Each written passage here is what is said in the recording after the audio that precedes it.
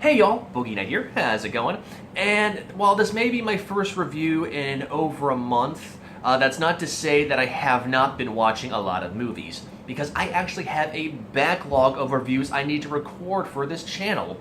And originally, I was not planning on recording a review of this movie, but Kowo and I were watching this movie on Tuesday for our weekly Critics Couch session, and he suggested it might be a good idea to do something like this. And I thought about it for a little bit and came to the conclusion that it would be rock solid to record for two big reasons. One, because it's the 50th anniversary of this particular movie, and two, because it's such a classic. And I'm not just saying that because of the time frame, but because it's withstood the test of time. And that movie, of course, is Night of the Living Dead. Now, Night of the Living Dead was a 1968 zombie apocalypse-themed horror movie directed by George Romero, and it stands out for, again, two big reasons.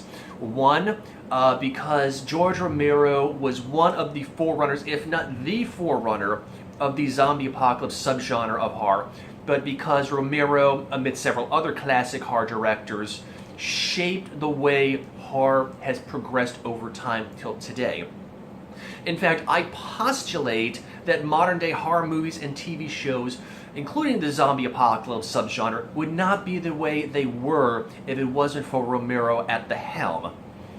And to that army of zombie mouth breathers that are going to downvote this video because my opinion differs from y'all, hello, welcome. So with that being said, let me go into the reasons why this movie stands out. And there's going to be some both good and not so good reasons why, but in the end, it's all going to come down to one point. So let's begin. The first thing I kind of want to talk about, and it stands out for me, I'm not saying any bad way, but it's the one thing that made me scratch my head. I think Kowo scratched his head just a little bit, and it's the one kind of flaw that I found with this movie, but at the same time, I see the logic behind why Romero might have done that. And that is the character grouping within this flick. I know I've talked about it in the past, the character development is so essential to sell me on a movie amidst other reasons, which I will get into. But to me, this was probably the one thing that stood out the least bit for it. The central character was Dwayne Jones, who played the character Ben, and it starts out with Judy O'Day playing, what's her name, Barbara, I think it was. But the only character that stood out for me from the get-go was Dwayne Jones. Now, further on in the movie, you meet several other characters, such as Mr. and Mrs. Cooper and their daughter, and another character, I forget his name, I'm just going to call him Football because he had the stature of a linebacker, and his sister. And every character was just, it was forgettable, or they were unforgettable for all the wrong reasons. So Judy O'Day's character is basically remains in a PTSD, shell-shocked, vegetative state for the movie just because of what happens to her brother in the very beginning, who I'm just going to call a dickish version of Andy Warhol.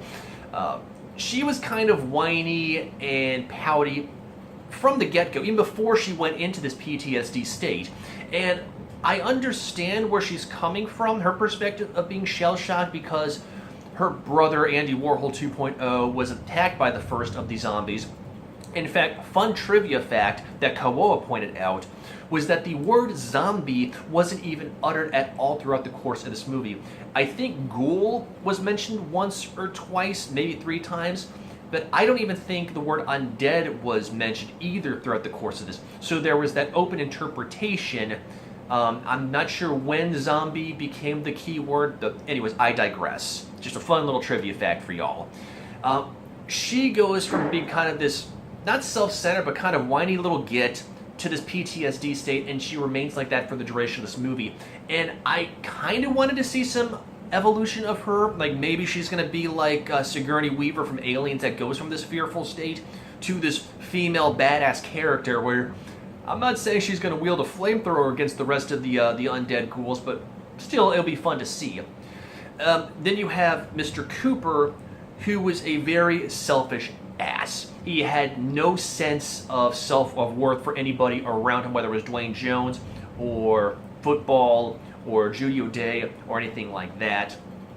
He was only out for his own self-preservation. He wasn't even out to save his wife, who was actually very nice, but she was not in the movie enough for one to go, okay, I remember her.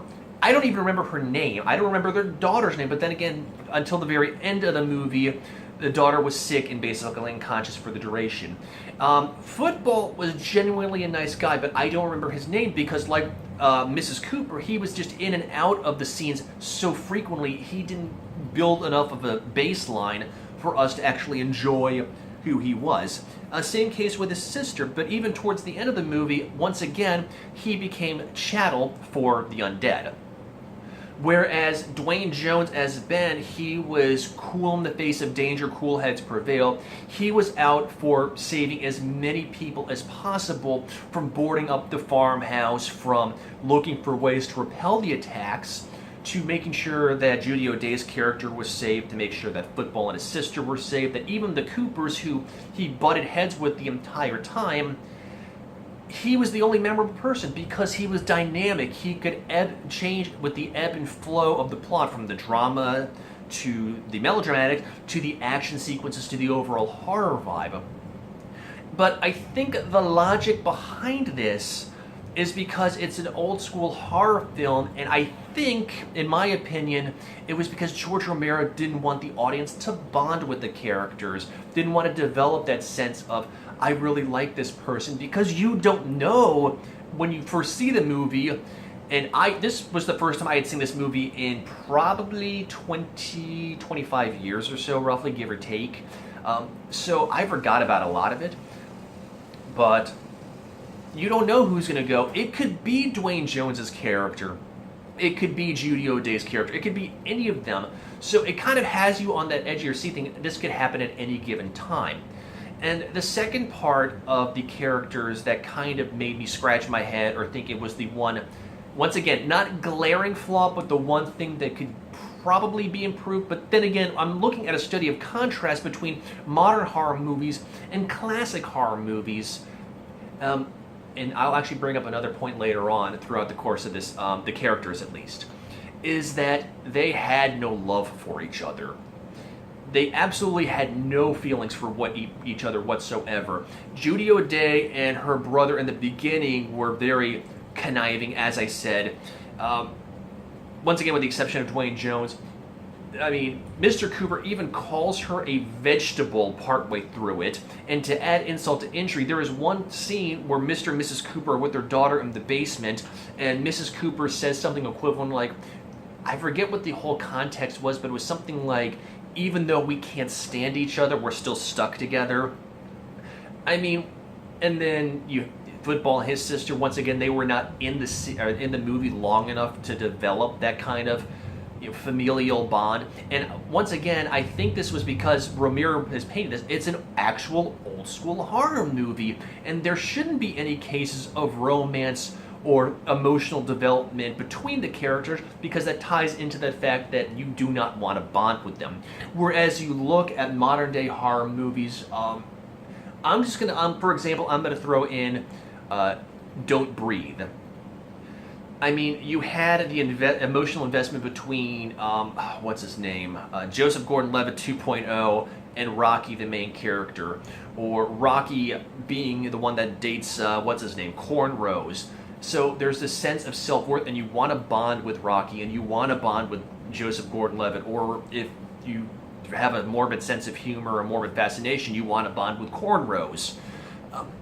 But in this movie, with the exception of Dwayne Jones, who has no ties to anybody, Judy O'Day loses her brother, so on and so forth, he's the only lone wolf, so he's the only one you can really appreciate. But once again, that's just my thought process on this particular facet and why Romero did what he did for it. I'd love to hear your comments about maybe why this was happening.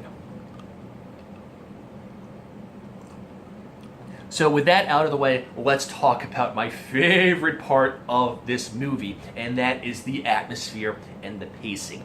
It is done right. It is done so well. Besides character development, you have to sell me on the atmosphere and the pacing of a good horror movie, or a horror TV show, or a horror video game. and this movie does it on par. I mean, from the get-go, obviously when the first creature attacks, I'm not going to say zombie just because I'm trying to pay homage to the actual flick. The first creature attacks Judy O'Day's character and her brother. It's almost immediately thrown into a sense of unease, and then when she winds up in the farmhouse with Dwayne Jones and they're trying to board up the windows and the doors to make sure these creatures don't break in, it's that slow evolution. And there's one scene where when you meet the Coopers and Football and his sister, that it definitely creeps you out because you see these hands coming in from behind the doors. So it's a very, very slow build up, and it's enough to get under your skin, but not enough for you to freak out at jump scares, which once again differs from modern day horror movies that are just more than keen to throw you into the maelstrom and just be on the edge of your seat to the point it's like it's a sine wave, which to me just detracts from the overall experience. Because if you're in a horror movie or a TV show or a video game, you want to have that steady build up. You don't want to blow your load from the get-go, because at the rest of the time you're just going to be like, okay, fine. You're going to be predicting what's happening. And there's scenes when they're trying to figure out how they're going to get past the creature horde, and they're coming up with reasons what they think they can do and plan it out. And even the action scenes leave you kind of on the edge of your seat to thinking what's going to happen to character A and character B. So I think that's done extremely well. And the only other movie that I can compare it to from the classic genre is Suspiria by Dario Argento, and that's paced the same way. It's a very slow build-up because you don't know what's going to happen next. Or if we want to do a modern day horror movie, let's look at James Wan's Conjuring 1 or Conjuring 2. There is that slow pacing of build-up. You want to be brought into the atmosphere very, very slowly, at least in my opinion. That's why I don't like gore-fest movies, because as I've said already, they are way too keen to just go, hey, there you go. And the rest of the movie just kind of feels wasted. So I think Romero did that flawlessly up to the end scene when the creatures break through the door and it's basically a free-for-all, every man for himself. And even after that scene, when it's hitting to the falling action, which actually I'm going to illustrate in another second, is that you think you're safe, and there's that one or two final creatures waiting in the basement for Dwayne Jones, and he's forced to take care of business. But that's just my thing, and the only real interruptions to the pacing and the atmosphere was in 2 or 3 scenes. There was a considerable exposition dump, which kind of pulls away from the atmosphere and the pacing of the movie. So it'll be like build, wonk, build, wonk. Kind of like a tangent on a graph and whatnot. But even after these exposition dumps, which weren't to the point of being terrible like Norm of the North or Last Airbender, these little speed bumps on the highway of the film were quick to bring you back into the atmosphere. So it wasn't too much of a knee-jerk mood whiplash, but it was still just enough to make me go, all right, here we go again. So to the point Kuo and I were saying, exposition dump count, 1, 2, 3, 4, whatever. But I think that also, in hindsight, there was no other real way to explain the backstory. Otherwise, it was completely blind. And to the 1968 crowd, if this truly was one of the first zombie apocalypse subgenres, they weren't sure what's going to happen. So there has to be some sort of backstory into it. So while 50 years later, it could be considered a speed bump, as I said, back then, that's how they were getting their fix from these radio broadcasts about how these creatures were turning into them, or what was going on and maybe why this was happening, as opposed to maybe a quick exposition in the beginning explaining a current event and then throwing into the pacing. But whatever, it still didn't detract from the overall vibe, and 50 years later it still had me on the edge of my seat. And I think for those that hadn't seen it in a long time, such as Kuo and myself and maybe y'all, it will do the same to you if you truly like horror movies. I'm not I'm not trying to discount Gorefest movies, but once again, in my opinion, if you pit Night of the Living Dead up against, say, Cannibal Holocaust or Sallow, I will gravitate to Night of the Living Dead first and foremost because of the atmosphere and the pacing, whereas having seen Sallow, having seen Caligula, having seen Cannibal Holocaust, in fact, I have a review of Cannibal Holocaust on this project, those do not pace as well. They don't pace themselves at all. But once again, that's just my opinion. The next thing that I really liked were the special effects. Now, maybe, of course, this was shot in black and white, so a few more liberties could be taken care of, and this was before CGI was the big thing into movies. And I've discussed this with Kawoa, I've discussed this with Valerian, I've discussed this with other people. Vorpal, I think, was in on this at one point, is that CGI in horror is incredibly difficult to do. And that's why I think I like the special effects in older horror movies, even Suspiria, which was not top tier special effects and whatnot, or makeup. It was still done to the point that it was reasonably convincing. And Night of the Living Dead is not exempt from this whatsoever, because the creatures were done very well. Now, once again, black and white, and I would love to see it done in maybe a Technicolor reboot, but that's probably impossible. Is that the rotting flesh? It looks genuinely rotten. I mean, I think Kawoa said another trivia piece, and once again, he's not sure, I'm not 100% sure, but he speculates that a lot of the makeup on the creatures was done with oatmeal because of the tight timeline, and I can kind of see that a little bit, but it still looks up close when there's some extreme close-ups of the creatures' faces, and you see the nasty withering flesh or whatnot. You still see that. It still looks to be such, and that's another reason why I think it's withstood the test of time, is if it could still make us kind of cringe. It made me cringe, I think it made Kawoa cringe, and I'm sure a lot of y'all who've seen this movie will cringe as well. So I think that was well done, and their overall stiff, jerky motions, and there's another scene where, spoiler alert of course, Football and his sister die trying to get gas for trying to save the people. And you don't see too much of what's going on, but the creatures are ripping stuff out of the the cab of the truck, which of course is implied to be human meat and human flesh, and this was explained during an exposition dump that they were cannibalizing people. But you don't see it. You see what might be an intestine on the ground that the creatures are fighting over, but once again, less is more, so it's easily interpreted, and my mind was envisioning them ripping hunks of meat and bone and organs out of the bodies because it was filling in the gaps of what I couldn't see. It was just this miasma of arms just grabbing and fighting each other and then closing in on the creatures and their faces, gnawing at these black and white hunks of just dripping flesh. So while it's old school, it's still better than looking like, say, something like CGI, threw up on somebody or something, and you were just left there going, there's no room for the imagination. But I think that was very excellently done, and whether it was oatmeal or not, I think it still worked out.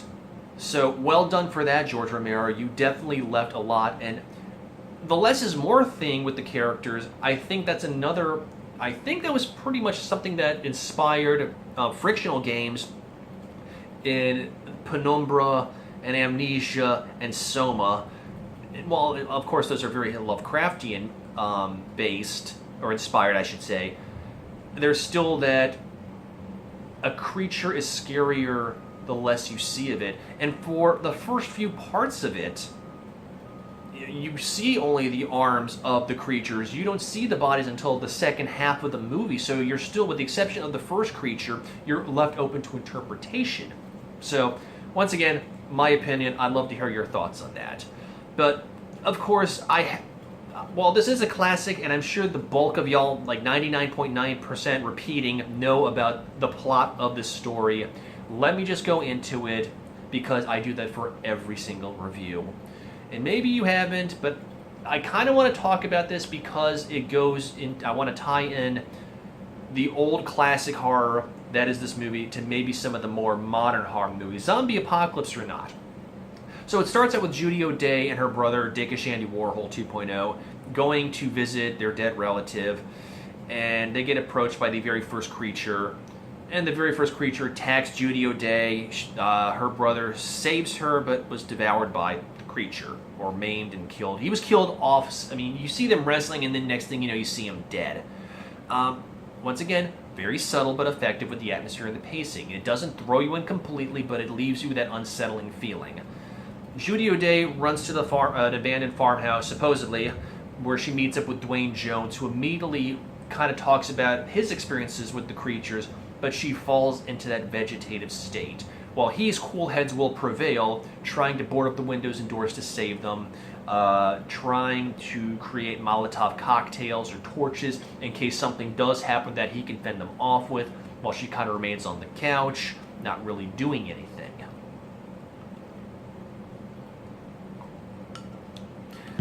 So while he's trying to look through the house to see if there's anything they can do for self-defense or escape, this is when the Coopers, Football, and his sister appear, as they've been hiding in the basement of this particular house the entire time, which I find kind of befuddling, because you hear Judy O'Day's character talking, you hear Dwayne Jones's character talking, yet they think we're just going to hide in the basement until maybe the second half of the movie. And one of the excuses is, well, we heard you talking. I fail to notice the parallel between that, but whatever, so what, we'll go with it. And they're trying to come up with ways. The Coopers want to hide in the basement and stay that way. Dwayne Jones is like, no, what we can do is there's an outpost, which is explained through an exposition dump, that the people are safe, there's medical attention, food, water, which kind of ties in a little bit to 28 Days Later when you think about having these safe zones, and also with The Walking Dead, once again, the zombie apocalypse theme, very heavily inspired by Night of the Living Dead, and once again, to the point, I don't think those would be the same without the inspiration drawn from this movie or George Romero, and that sort of thing. So there are several attempts were made to try and figure out how to put gas in a truck so they can escape from these creatures. And in the process of trying to get gas to fill up everything, well, Football and his sister die, as I explained earlier. But the penultimate scene is finding out that these creatures... What the hell? Okay, sorry about that. I'm getting a phone call at the same time that this review is going on. So thank you for interrupting me. Sorry, having a mind flip for a second. So the penultimate scene is that the creatures are trying to break down the door and trying to get in to attack them, and Judy O'Day's character has the freak out at the very end, like she's trying to keep them from breaking in, then she sees her brother as one of the creatures and she's carried away by them. And Mr. Cooper and Mrs. Cooper run back down to the basement to try and hide from them. Lo and behold, as it's explained earlier, their daughter was bitten by one of these creatures, or scratched or something like that, and she turns into a zombie, or excuse me, a creature, and kills them. So at the very end, Dwayne Jones's character, Ben, runs down to the basement to try and hide from them or escape from them for one last-ditch effort, and manages to survive the night.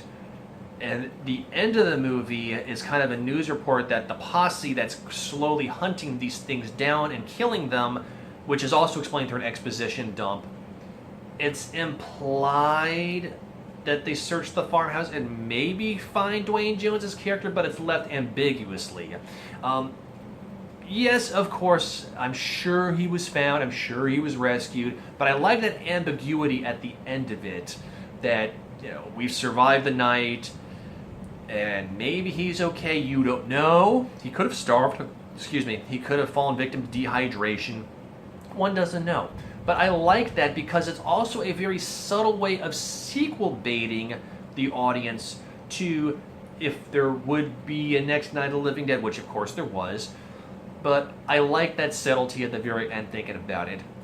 And once again, modern day horror movies lack that kind of gradual buildup, or that plot that could be open to interpretation or left people on the edge of their seats. So it all comes together nicely. Even the parts that I didn't like the most still blended and still withstood the test of time. And still you see these inspirations with modern horror movies, with James Wan's films like The Conjurings or even Annabelle, or even the silly 80s Evil Dead 1, 2, Army of Darkness, that kind of thing.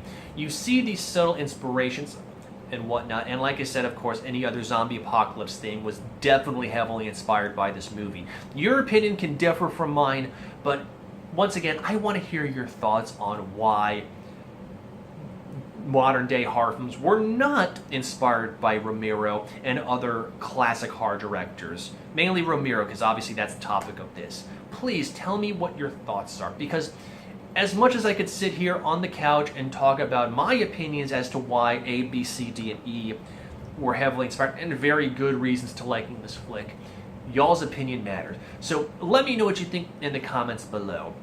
So with that being said, before I call it a night and before the storm gets even worse outside, if you like the Sonic Boogie project and you want to check out more, I do have a Twitter page as well as a public Discord channel, and links to both of those are in the description below, as well as a link to my Twitch page and, if you're so inclined, my Patreon account.